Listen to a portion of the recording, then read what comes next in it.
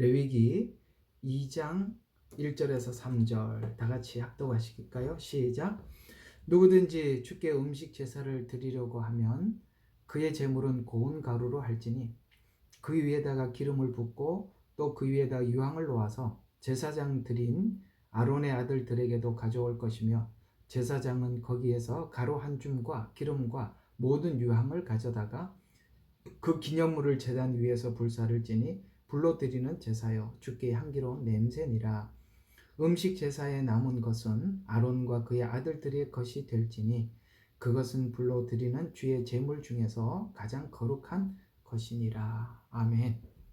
자, 오늘은 이 소재를 지금껏 우리 성도들이 하나님 앞에 성화라는 관점에서 설명을 해드렸잖아요. 오늘부터는 이 소재를 드린 예수님이 어떻게 들으셨는가, 예수님이라는 관점 안에서 보는 것으로 하고 정리를 하겠습니다. 성경은 항상 우리에게 하나의 본을 먼저 보여주시죠. 본을 먼저 보여주시고 그 다음에 우리에게 그렇게 살아라 라고 말씀을 하시거든요. 그러니까 닦고요. 예, 훨씬 잘 보임. 자, 본을 보여주시는 그 본의 주체는 예수님이십니다. 또 그 본을 따라 열심히 살았던 자도 사도 바울이죠. 그래서 사도 바울이 우리에게 이렇게 권면을 하였었죠. 내가 그리스도를 본받은 것처럼 너희도 나를 본받으라, 이런 말씀을 한 적이 있습니다. 그래서 우리는 이런 본이 없으면 따라가기가 참 어려워요. 그런데 예수님께서 우리의 본이 되셔서 이렇게 가는 거구나, 이렇게 살아가는 거구나, 하나님께는 이렇게 하는 거구나, 이런 것들을 하나님께서 우리에게 많이 가르쳐 주셨거든요. 그래서 오늘은 지금까지는 여러분과 저의 어떤 생활 속에 이 그 소재인 제사를 설명을 했다면, 오늘은 예수님께서 하나님께 드린 그 과정이 소재 안에서 어떻게 우리에게 알려지고 있는지 한번 살펴보도록 하겠습니다. 자, 2장 1절 보면 소재는 인간의 서로 만족을 위해서 드려졌지만 하나님께 드린 것입니다. 자, 예수님께서 십자가에서 피를 흘려서 우리 죄를 다 용서했죠. 그래서 자기 자신을 하나님께 드렸어요. 자기 자신을 하나님께 드려서 우리는 어떤 걸 얻게 되었냐면은 정말 우리가 상상할 수 없는 축복을 우리가 누리게 된 것이죠. 그러니까 하나님께 드렸더니 하나님께서 다시 우리에게 되돌려 주신 것이 우리에게는 상상할 수 없는 복이 되더라는 것이에요. 자, 여기서 제가 이렇게 예수님께서 하나님께 드려서 우리가 큰 복을 누렸다, 축복을 누렸다라는 이야기를 제가 조금 더 여러분들에게 여러분의 실생활에 이렇게 피부에 와닿는 이야기로 설명을 해드리면 이런 것입니다. 우리가 사람이 사람에게 무언가를 하는 것은 그 사람에게만, 그러니까 받는 사람만 만족할 뿐인데, 우리가 모든 것을 하나님께 드리잖아요. 하나님이 이렇게 그걸 보고 분깃이라게 하나님의 것을 나누어 주는 것. 누가 분깃이 뭐예요? 하고 이렇게 질문을 했던데, 이 분깃이라는 말은 우리가 우리 것을 하나님께 드렸더니 하나님께서 나누어 주는 것, 이걸 보고 분깃이라 그래요.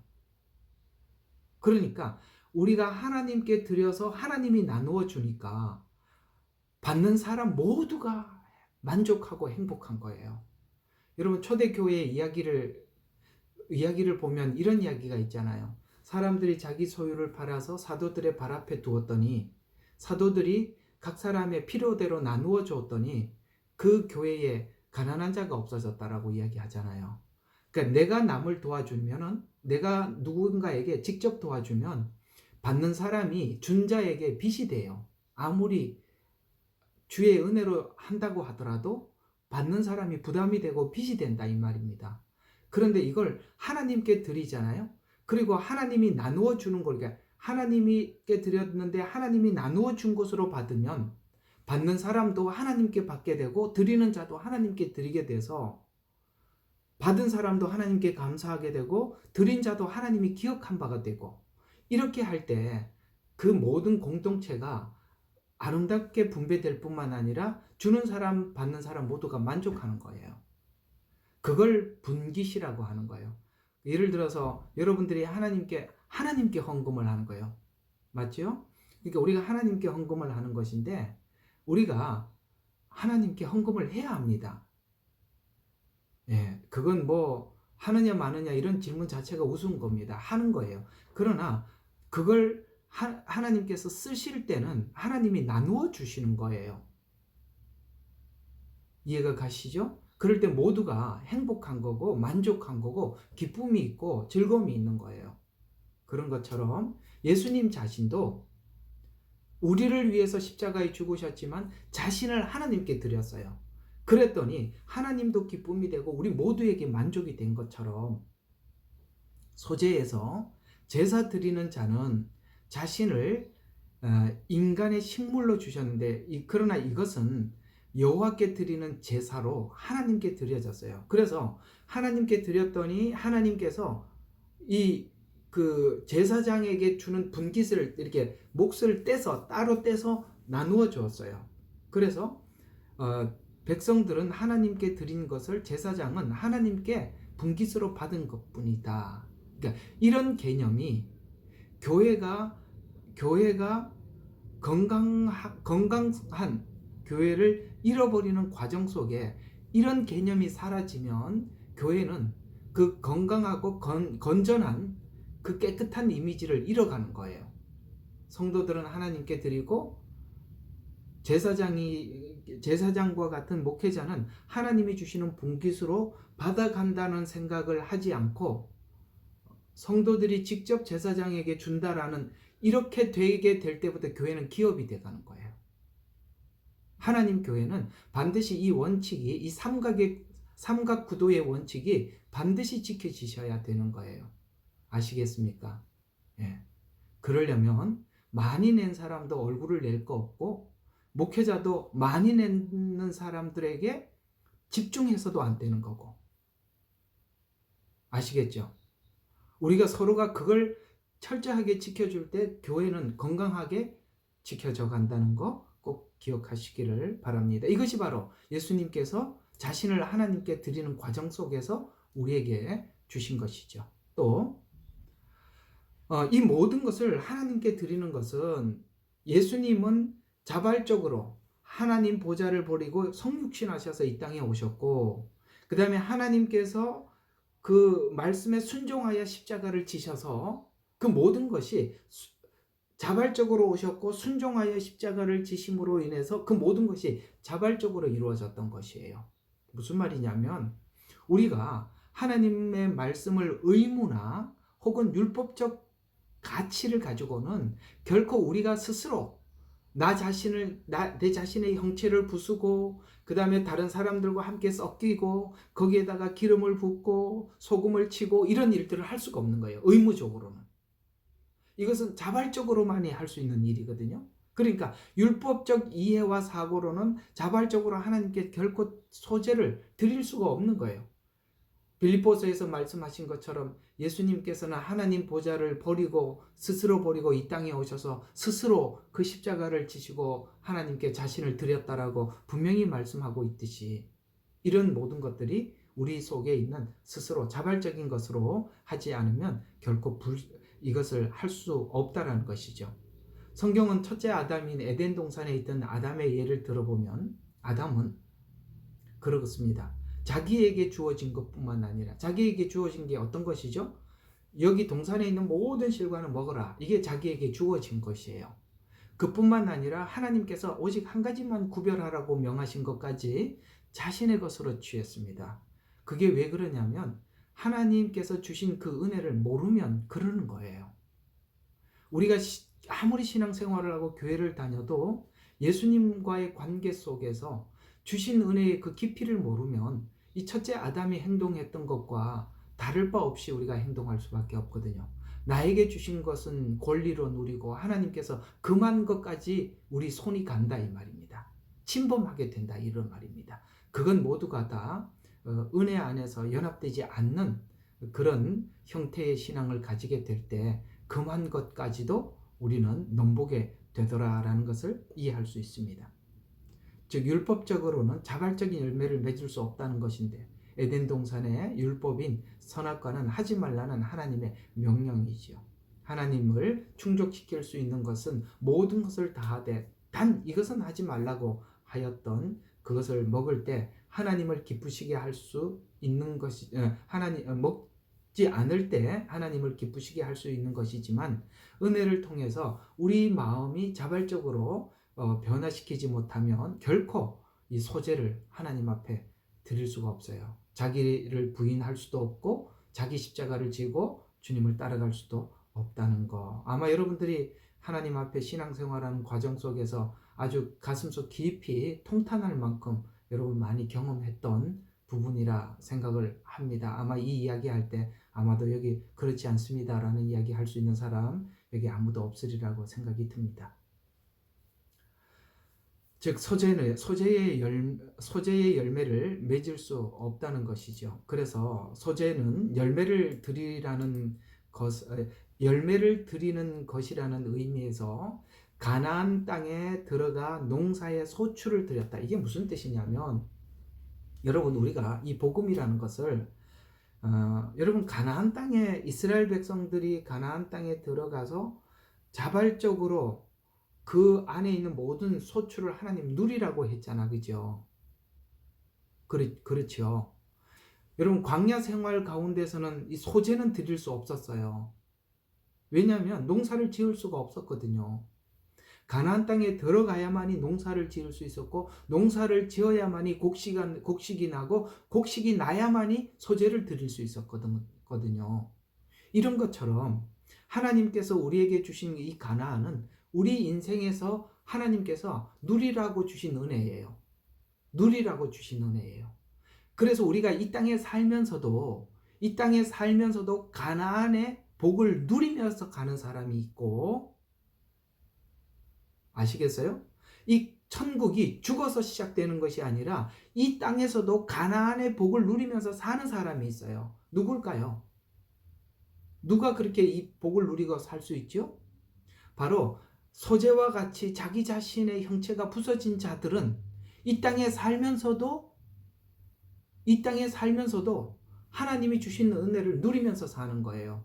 내가 살아있는 사람은 누리지 못하지만 내가 죽은 사람들은 누리면서 사는 거예요. 여러분 살아서 고생이죠. 죽으면 편한데 자존심이 살아있고 내 의지가 살아있고 그러면 하여튼 고생하는 겁니다. 아시겠죠?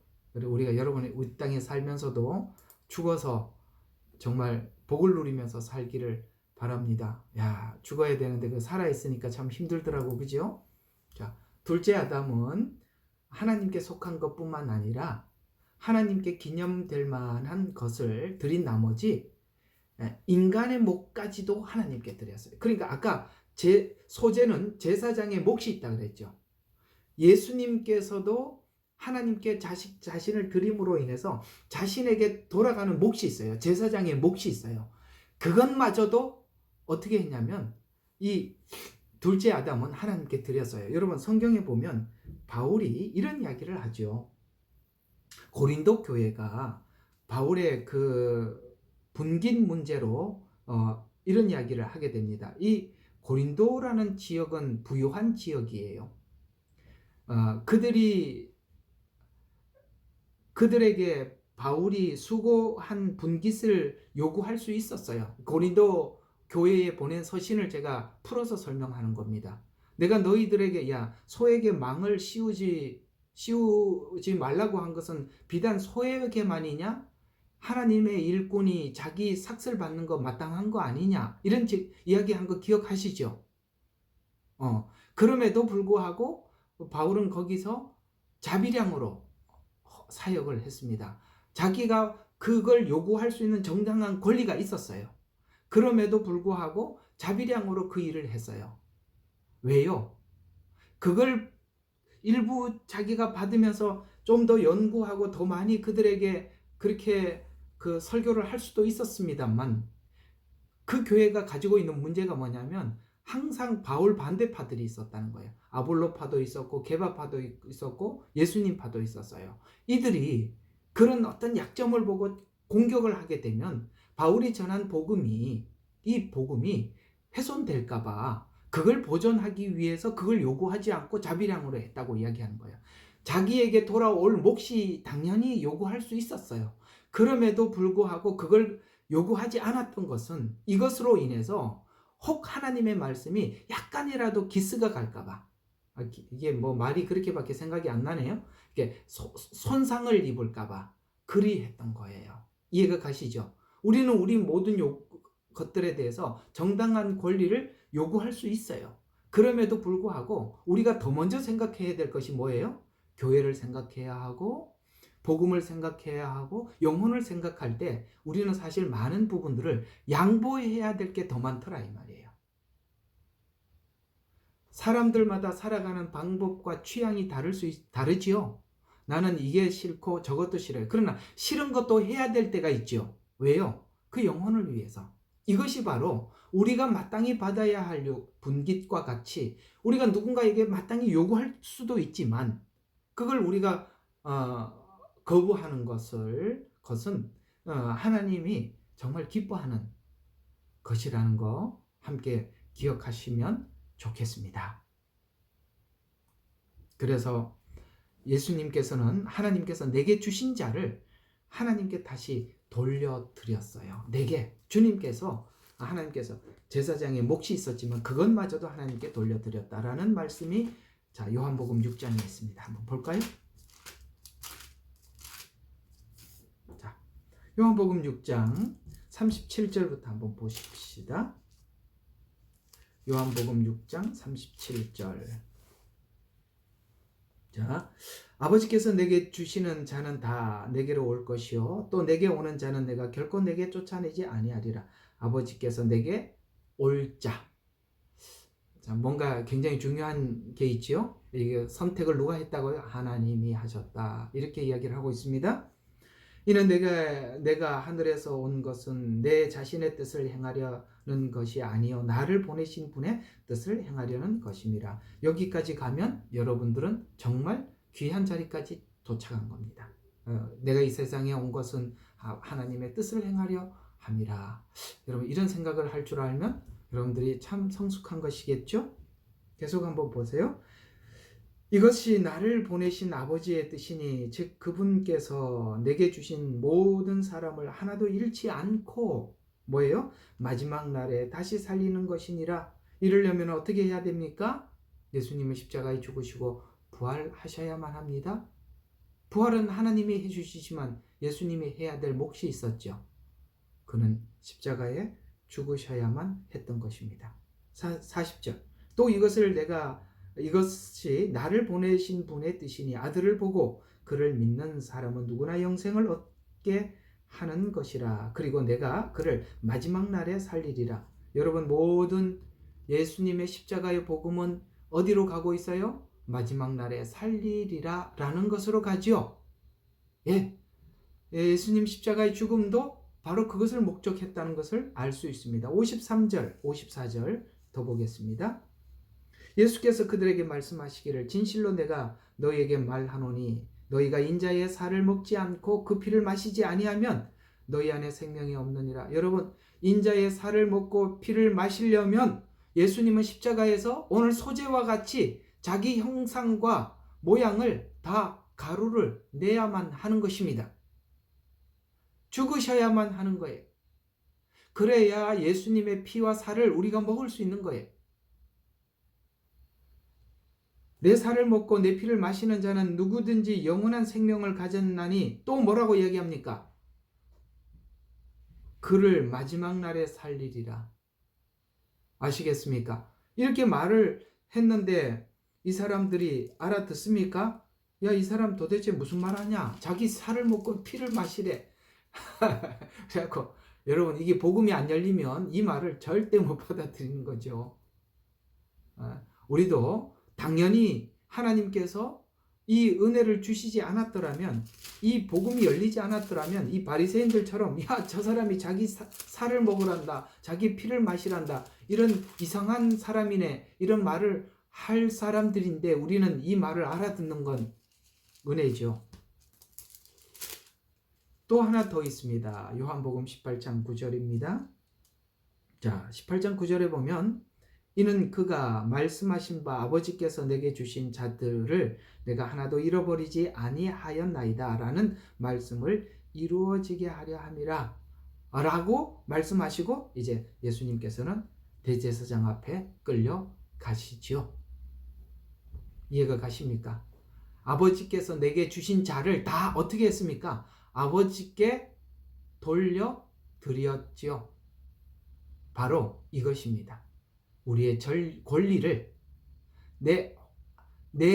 내가 수고한 만큼 받는 권리조차도 영혼을 위해서 자기를 내주는 것, 이것이 바로 예수님께서 우리에게 보여주신 뭐라고요? 본이라고요. 본. 네. 우리는 이렇게 보이지 않게 자기 자신을 희생해서 본을 보인 사람들의 그 본을 눈여겨볼 줄 아는 시각이 필요합니다. 그걸 볼 줄을 알아야 해요. 아, 저분은 참 자기가 그걸 할 수도 있지만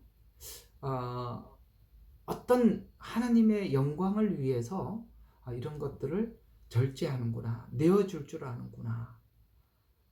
여러분, 최소한 우리가 이런 마음을 가질 때 하나님의 은혜가 우리 모두에게 임한다는 거 아셔야 해요.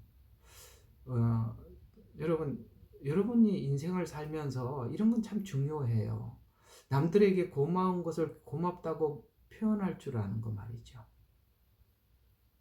그게 아무것도 아닌 것 같죠? 매우 중요한 부분을 차지한다는 걸 아셔야 해요. 고마움을 고맙습니다 라고 말할 줄 알아야 하고 표현할 줄 알아야 하는 것입니다. 자, 계속 한번 봐요. 요한복음 17장 1절에서 10절에 중요한 중보기도가 나옵니다. 한번 읽어볼게요. 자, 예수께서 이러한 말씀들을 하시고 눈을 들어 하늘을 보시며 말씀하시기를 아버지여 그 시간이 왔나이다. 자, 결단을 하고 있습니다. 아버지의 아들을 영화롭게 하셔서, 자, 여기 이게 무슨 이야기죠? 아버지의 아들을 어떻게 영화롭게 합니까? 예수님은 십자가에서 자발적으로 죽으실 것입니다. 그러면 그 죽으신 아들을 예수님이 살리실 것입니다. 이것이 바로 하나님께서 아들을 영화롭게 하는 거예요. 살리는 거예요. 죽어야 살리니까. 죽는 일은 예수님의 몫이고 살리는 것은 하나님의 몫이에요. 그래서 아들을 영화롭게 하셔서 아들 또 아버지를 영화롭게 하옵소서. 아버지께서 아들에게 육체의 권세를 주신 것은, 아멘, 이건 너무나도 엄청난 이야기입니다. 육체의 권세를 주셨어요. 여러분, 예수님이 십자가에 죽으셔서 권세를 얻으신 것입니다. 사망의 권세를 깨고 하나님은 영화롭게 하셔서, 부활하셔서 영화롭게 하셔서 그 영화를 하나님도 누리고 우리도 누리게 된 거거든요. 그래서 육체의 권세를 주신 것은 아들에게 주신 모든 사람에게 영생을 주려 하심이라. 이것으로 우리가 뭘 얻게 되었다고요? 영생을 얻게 되었대요. 영생은 이것이니 곧 사람들이 유일하시고 참 하나님이신 아버지와 아버지께서 보내신 예수 그리스도를 아는 것이옵니다. 여기서 아는 것이라는 이 말은 지식적으로 아는 것이 아니라 이하다를 이야기하는 거예요. 부부가 침실에서 서로 알듯이 아는 것을 이야기하는 것입니다. 우리가 성경 공부를 하고 하나님이 어떤 분인지, 이렇게 하면 구원을 받는다, 이런 것을 성경은 안다라고 표현하지 않아요. 성경이 안다라고 표현을 할 때는 바로 주님이 나를 알고 내가 주님을 알듯이 그렇게 서로 아는 것, 그것이 마치 부부가 침실에서 서로를 알듯이. 그건 어떤 이야기냐? 창세기 보면 벗었으나 부끄럽지 아니함이라. 여기서 말하는 육체만을 이야기하는 것이 아니라 무엇이든지 숨김이 없다는 거예요. 무엇이든지 숨김. 그러니까 하나님 앞에 못할 말이 없고 감출 게 없고 이런 것입니다. 그것이 아는 것이죠. 내가 땅에서 아버지를 영화롭게 하였으며 아버지께서 내게 주라고 하신 그 일을 완성하였나이다. 여러분 지금 완성하기 전인데 뭐라고 말해요? 완성하였나이다. 이렇게 말씀하고 있죠. 주님은 앞으로 그 길을 가실 것입니다. 오 아버지여, 세상이 있기 전에 내가 아버지와 함께 가지고 있던, 자 여기서부터 이 예수님의 기도가 굉장히 중요한 기도가 들어갑니다. 세상이 있기 전에 내가 아버지와 함께 갖고 있던 그 영광으로 이제 나를 아버지와 함께 영화롭게 하여 주옵소서. 자, 예수님과 하나님 사이가 창세 이전에 가졌던 그 영광을 내게 주십시오 라고 하면서 내가 이 영광을 아버지께 얻는데 내가 이들을 전부 다 데리고 가서 그 영광을 회복시키겠나이다. 이 말이에요. 우리 모두를, 아버지께서 내게 주신 모든 사람들을 다 끌어안고 가서 그 영광을 회복시켜 드리겠습니다. 하나님의 모양과 형상대로 지음을 받았던 우리를 회복시켜서 아버지께 데리고 가겠다는 것입니다. 그러면서 나는 아버지께서 이 세상으로부터 나에게 주신 그 사람들에게 아버지의 이름을 나타내 보였나이다. 그들은 아버지의 사람들이었는데 아버지께서 나에게 주셨으며, 왜요? 하나님이 창조하셨잖아요. 그들은 아버지의 말씀을 지켰나이다. 여러분 우리가 하나님의 말씀을 어떻게 하지? 예수님께서 대신 지켜주셔서 믿는 믿음으로 지킨 거예요. 지켰나이다.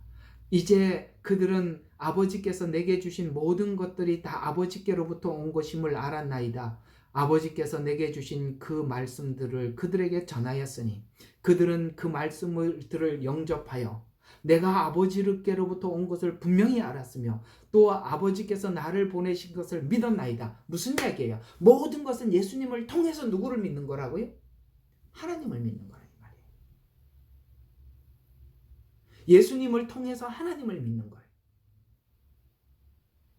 하나님이 세상을 이처럼 사랑하사 독생자를 주셨으니라고 표현하지만 예수님은 그것을 자발적으로 오셨다고 말씀하고 있는 것입니다. 성육신은, 창세기 창조는 성육신 옆에다 갖다 대지도 못하는 거예요. 이 세상에 가장 위대한 일이 무엇이냐라고 표현한다면 예수님께서 이 땅에 오신 것입니다. 하나님이 이 인간에게 온 거예요. 육체의 권세를 가지고 오셨어요.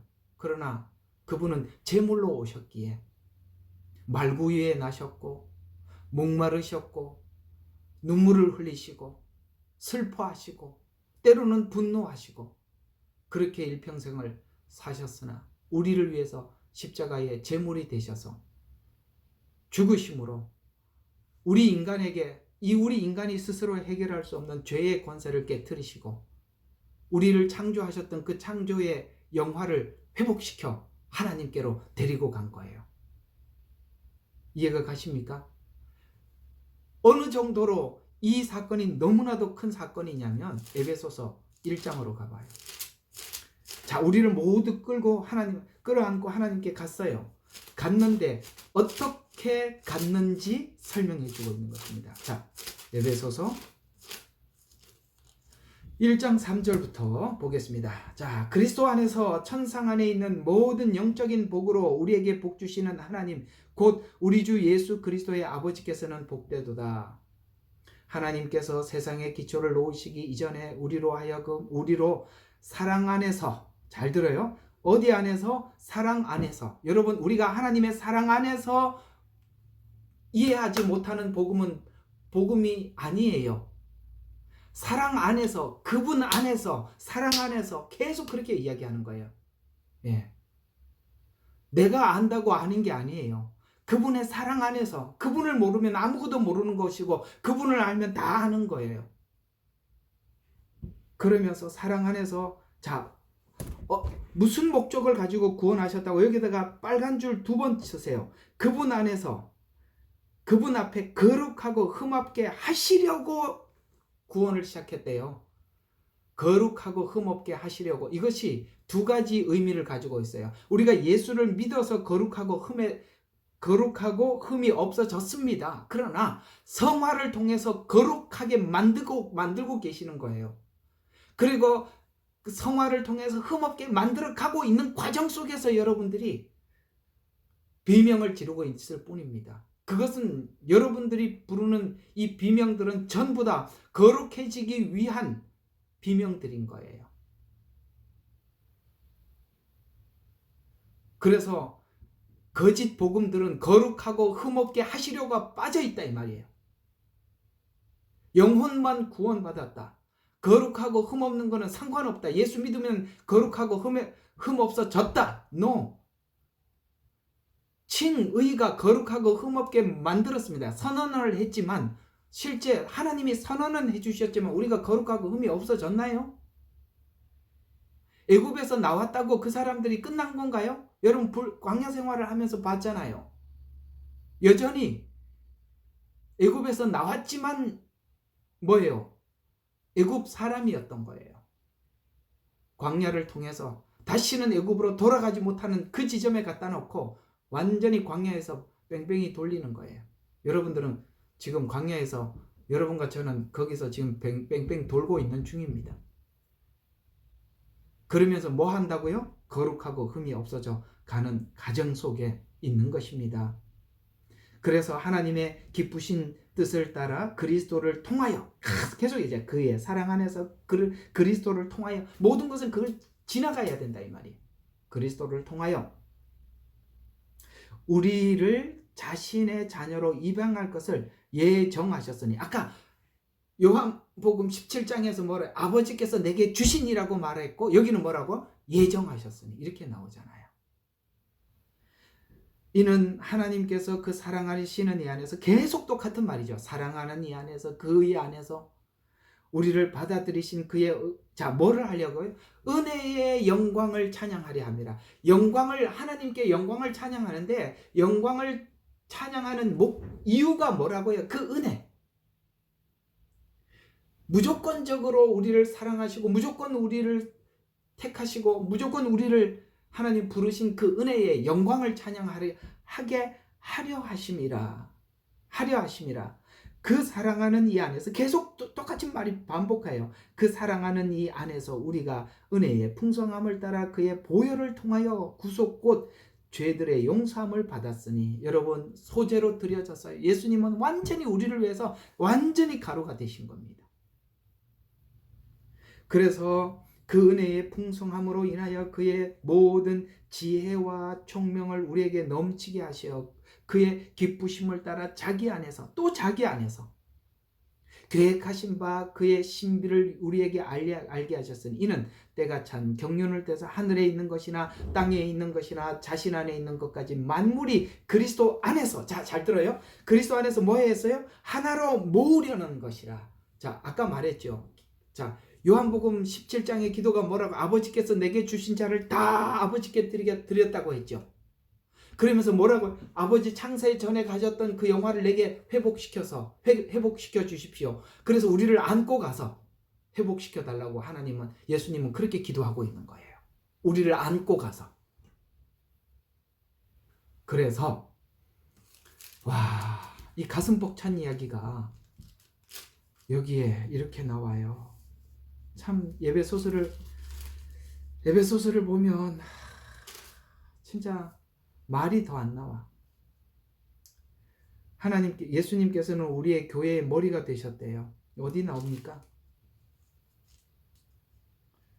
머리가 되셨대요. 그게 어디 나오죠? 22절? 예, 맞습니다. 자, 여기 나옵니다. 자, 그 만물을 그 발 아래 두시려고 그 만물 위에 머리가 되게 하셔서 교회에게 주셨느니라. 교회는 그의 몸이니. 이게 너무 큰 신비예요. 여러분, 무슨 주생명 선교교회가 아니라 여러분 각자가 교회거든요. 그러니까 우리 머리가 누가 되셨냐면 예수님이 되셨어요. 그래갖고 이게 지금 예수님 이야기가 그 말이에요. 우리 다 십자가에서 안고 하나님께 가겠습니다. 우리 영화를 회복시켜 주세요. 그리고 내가 저들의 머리가 돼서 저들을 내가 몸으로 달고 가겠습니다. 이 말이에요. 와, 나 여기서 더 할 말이 없어요. 이제 복음은 더 설명할 게 없어요.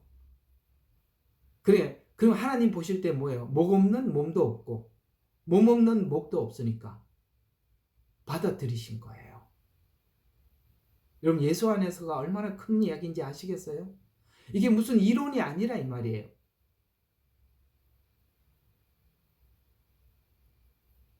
이런 복음을 우리가 묵상하면 이게 가슴이 터져요. 예수님이 하신 일이 이 일이었다는 것을 알고 나면 그게 그렇게 하기 위해서 자신이 제물이 되주신 거예요. 소제가 되주셨고 번제가 되주셨고 화목제가 되주셨고 속죄제가 되주셨고 속건제가 되어주신 거예요.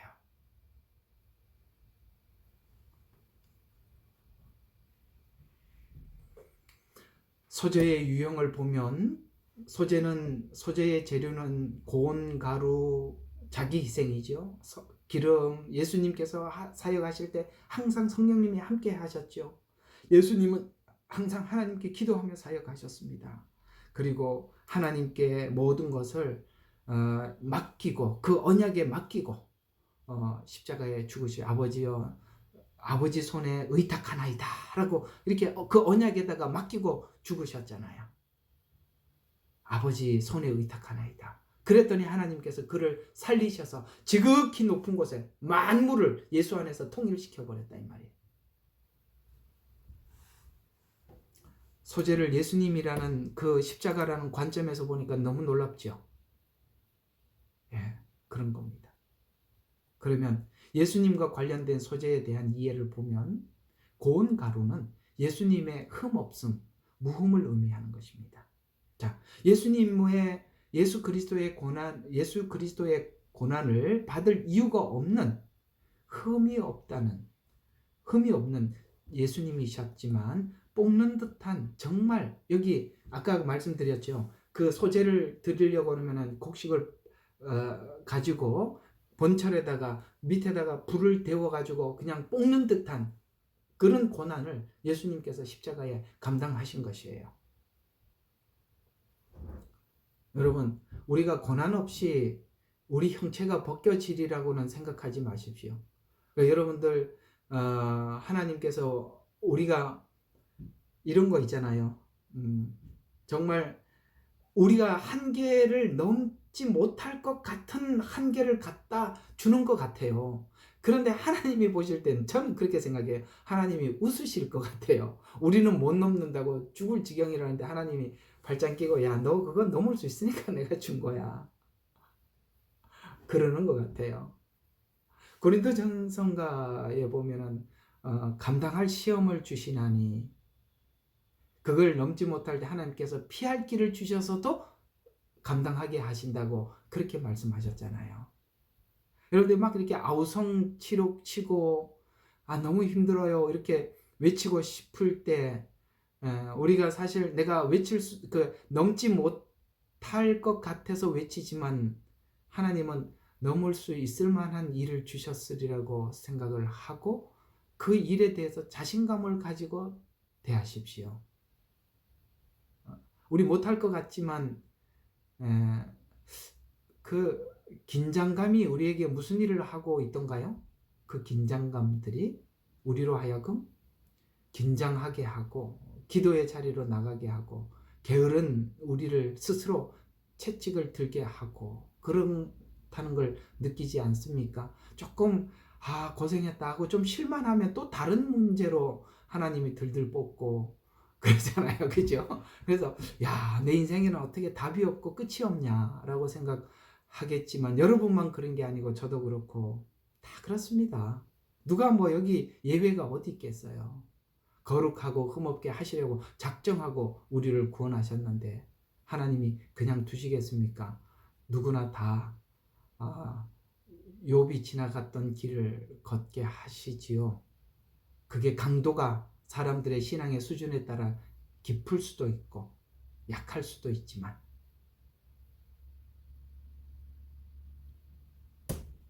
욥의 고난은 처음부터 설정이 어떻게 돼 있었다고요? 설정이 죄 없는 고린도전서 5장 고린도전서 로마서 5장 1절에서 5절 뭐죠? 이거 엄청나게 많이 읽었던 성경인데 이 고린도 그죠? 자꾸 고린도전서를 로마서 5장 1절에서 5절이 바로 욥기를 딱 주제를 잡아주는 이야기죠. 그러므로 너희가 믿음으로 의롭게 되었으니 설정이 어떻게 되어 있다고 욥이 의로운 자로 설정이 되어 있습니다. 의롭게 되었으니 예수 그리스도를 통하여 하나님과 화평을 갖느니라. 또 그분으로 인하여 우리가 서 있는 은혜의 앞 안에 믿음으로 나아가며 은혜 안에 믿음. 아까 로마 에베소서에서도 그랬죠. 은혜의 영광을 찬양하게 하기를 하며 하나님은 우리에게 알려주고 싶은 것은 은혜를 알려주고 싶은 거예요. 은혜. 율법은 은혜를 모르게 만들어요. 그래서 우리가 하나님 앞에 뭔가를 잘했을 때보다 문제가 있을 때 더 많이 은혜를 알게 되는 거예요. 실패를 통해서도 하나님은 더 많이 은혜를 열어주시는 것이기도 하는 거거든요. 그리스도 예수 안에서는 그래서 우리가 어느 지점에 어떤 하나님이 요구하는 그 지점에 딱 가서 우리 모두가 딱 느껴지는 게 뭐냐면 성공이 나에게 더 많은 유익을 주고 실패가 덜 유익을 줬다는 게 아니라 실패도 성공도 그놈이에요. 아이고 여기 나는 그래도 똑부러지게 살아야 되겠습니다. 목사님 말은 제가 못 받아들이겠습니다. 라고 생각해도 할 수 없어요. 예, 괜찮아요. 그렇게 사세요. 아시겠죠? 이스라엘은 바벨론 포로 생활하고 더 많이 변했어요. 예.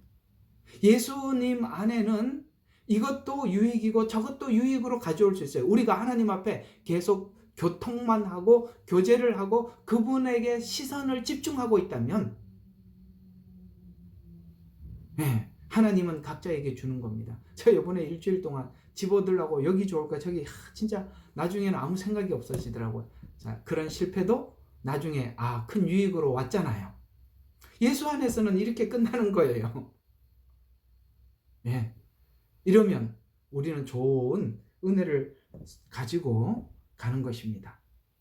계속 한번 봐요. 5장 3절 로마서 5장 3절 이뿐 아니라 자 환난 중에서도 즐거워하나니 네, 여러분 의롭게 되었어요.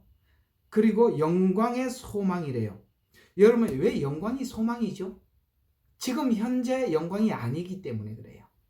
영광이 미래로 남아있어요. 그래서 소망이래요. 그러니까 영광이 소망이니까 그 영광을 알기 위해서는 우리가 은혜를 알아야 되니까 그 은혜를 알게 하기 위해서 뭐가 찾아오더라? 환난이 찾아오더라. 그래서 의롭게 되었으니 하고 뒤에 따라오는 게 뭐라고요? 연단. 연단이 뭘 가지고 있어요? 소망. 그 다음에 소망의 부끄럽지 않은 것은 우리에게 성령에 의해서 하나님의 사랑을 우리에게 부어놓고 뭘 하시더라? 연단의 자리로 가더라. 은혜를 부어주고 연단을 시작하더라. 이렇게 된 거예요. 아이고 그래서 이상하죠. 은혜를 받았을 때는 무진장 좋았는데 그 다음 순서가 뭐였더라? 우리 모두 다 알잖아. 연단이었더라.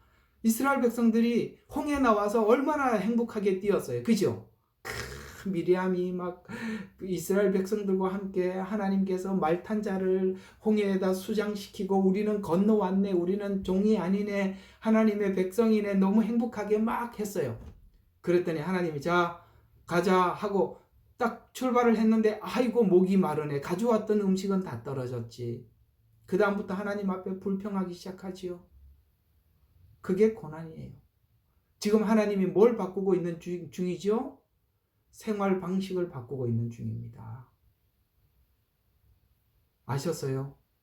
너희가 애굽에서 종살이한 대가로 먹고 살았느냐? 지금부터 하나님이 공급하는 것으로 먹고 살아라. 그러려면 뭘 해야 돼요? 지금 우리가 가지고 있는 걸 하나님께 내놓을 수 있어야 되는 거예요. 내 생각도 내놓을 수 있어야 되고, 우리가 생활하는 경제 철학도 바뀌어야 되고, 생활 방식 철학도 바뀌어야 되는 거예요. 그걸 하나님이 바꾸고 계시는 거예요. 제가 여기서 하나 더 붙여서 여러분 종말을 살아가고 있는 여러분들에게 하나 유익한 이야기를 하겠습니다.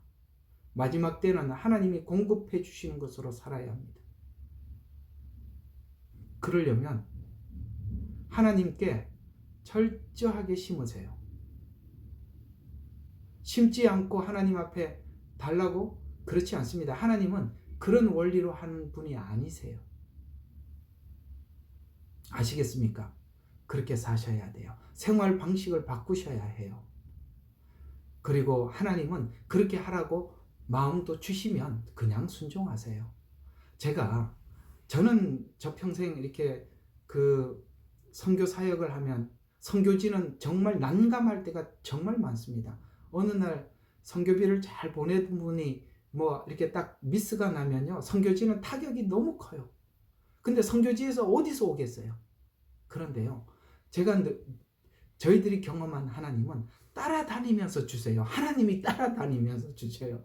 우리는요, 사람들한테 손을 벌려야 주지만 하나님은 위에서 공급해 주세요. 그걸 여러분들이 경험하지 못하면 마지막 때 이 표 앞에서 불안해서 못 사는 겁니다. 하나님의 공급함을 경험하셔야 돼요. 그러려면 하나님 앞에 심어놓고 하나님의 주심을 경험을 하셔야 되는 거예요.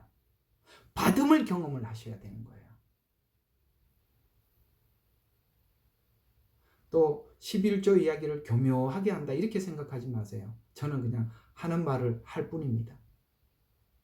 아시겠습니까? 철저하게 하세요. 그래야 하나님이 거기에 나는 열매를 하나님이 공급해 주시는 거예요.